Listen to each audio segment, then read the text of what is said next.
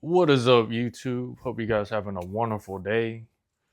I wanted to stop by and make this video about my new pickup for EDC down the road, and just to have a backup EDC slash pocket carry handgun. And yours truly, Smith and Wesson M&P Shield Plus. Man, where do I go back to? The Shield Plus, not to ride on M&P or Smith and Wesson too much, but they don't get enough of their appreciation for what they do to the consumer market when it comes to handguns and gun enthusiasts, collectors, shooters, just anybody who shoot guns in general, right? Smith and Wesson really made their name through revolvers, and then later down the road, law enforcement soon adopted those revolvers, 38 Special, 44 Magnum. And then here comes Glock, the new kid on the block. Cheap, reliable, sturdy, robust, and somehow just took over the market. But one thing that Glock did take from M&P and Smith and Wesson that nobody wants to talk about is the fact that the 43X was based on the M&P Shield. Whether you want to believe me or not, the Shield has always been the Shield. A good hand-sized grip, a short barrel just for that micro carry. And it's always been slim before, the 43X came out and the 48. But, nobody wants to talk about that because, Glock is Glock. But if one thing I can agree with Glock fanboys, if, they're actually, down in reality, and that's the fact that Glock doesn't innovate because, if it ain't broken, don't fix it. So enough of that. Let's talk about the M&P 9 Shield Plus. So, I got this thing for a pretty good deal. Came with 4 mags. And, overall it's a good gun. I don't know if all of them are stock MOS cut, but mine did come in MOS cut. And, let's get some of that trigger action. Wait, I need to reset. Real smooth, real smooth.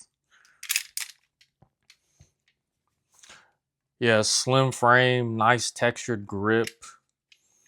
And, just overall, just a great EDC carry option. I remember I was shooting this as a rental, and I was in, it's an indoor range, and I think it went to maybe like 20 yards or 20, yeah, about 20 yards or 20 feet, something like that. And I swear to you, I was at 10 feet or 10 yards, and I was hitting that paper target with just like so good to the point where my groupings were just, you know, I surprised myself because I was thinking to myself, I actually, got my fundamentals down when it comes to grip handling and shooting a handgun. And this thing just, I don't even know. Like it's so small and micro and just perfect for my hands. And I just started to question everything. Like I legit, wanted to get rid of my 26, but I was like, dude, I can't do that. It's a Glock. But then, I shot the P365 and I was like, holy crap. This is literally the affordable version of the P365. I think the SIG P365 is a good gun, but I'm not paying $80 for magazines compared to, the Shield magazines, which is like $40 a pop. And, speaking of magazines, I like to talk about my equalizer a lot too. The equalizer is literally based off of the Shield Plus and the EZ model lines. So Smith and Wesson literally combined the M&P EZ and the Shield Plus and came up with the equalizer. MOS cut, light rail, and really nice grip tape, just like, you know, the Shield Plus. I would even say, nah, the trigger is pretty close, but it's not as good as this one, unfortunately. But for the most part, they share the same magazine compatibility. So that's like pretty dope when it comes to EDC. It's kind of like you know, the 43X and the 48. They share the same frame and the slides are interchangeable, which is, you know, I'm not trying to hate on them. I'm just, you know, paying respect to the true and first 43X EDC combo that, you know, people want to ride and not, you know, give credit to. Man, that was smooth. But overall, man, like when I look at this handgun, I'm just thinking about how far I can, you know, shoot with this. And I guarantee it, when I take this thing out to the range, I'm going to hit 50 yards with this thing without a doubt. And, you know, it's not going to be surprising that I hit, you know, the silhouette target. But for the most part, I do, you know, have this confession I want to make.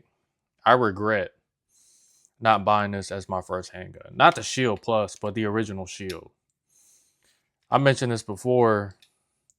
I just had to be, you know, I just had to be 21 during COVID, and everybody needed a gun for some reason, as if like the purge was happening the next day or zombies were coming out of nowhere. And I had two choices as a broke dude, you know, who was still struggling, living with roommates.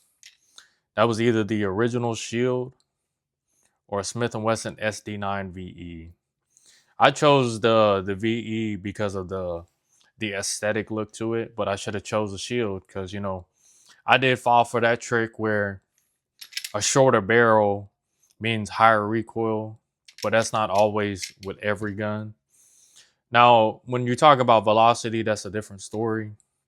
I think the VE would have definitely had more velocity, but I mean, who cares, really? If you're shooting 9 and, you know, you do enough, I say at least train once a month, you can hit at least 1 or 3 shots follow up very quickly when it comes to training. Like that's also, you know, another topic another day, but I plan on making a video on, you know, 40 Smith & Wesson.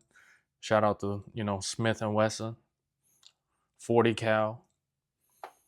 But overall, I would recommend this handgun like to everybody, women, men, younger people, like, you know, 16, 17, who just want to try out shooting a handgun for the first time. Like, this thing is not going nowhere. And they sell out quick too, according to my FFL. Once they hit the shelves, it's out. It's over. So, disclaimer, I should have said this in the beginning, but I'm not actually sponsored by M&P or Smith & Wesson. I'm just really a big fan of, you know, Smith & Wesson's M&P line, because they're like the closest thing when it comes to beating Glock, when it comes to ergonomics. I just wish there was more aftermarket parts or parts in general for these guns, even though they are more reliable than Glocks from what I've heard. But it just depends who you are, you know, where you come from or where you got your handgun at or where it was made. But who knows? As long as you're out there training and shooting and learning your fundamentals and getting down your mistakes, who really cares? Just know that, what are you choosing when you are choosing an EDC handgun? So, hope you guys have a wonderful day. I'll see you guys later.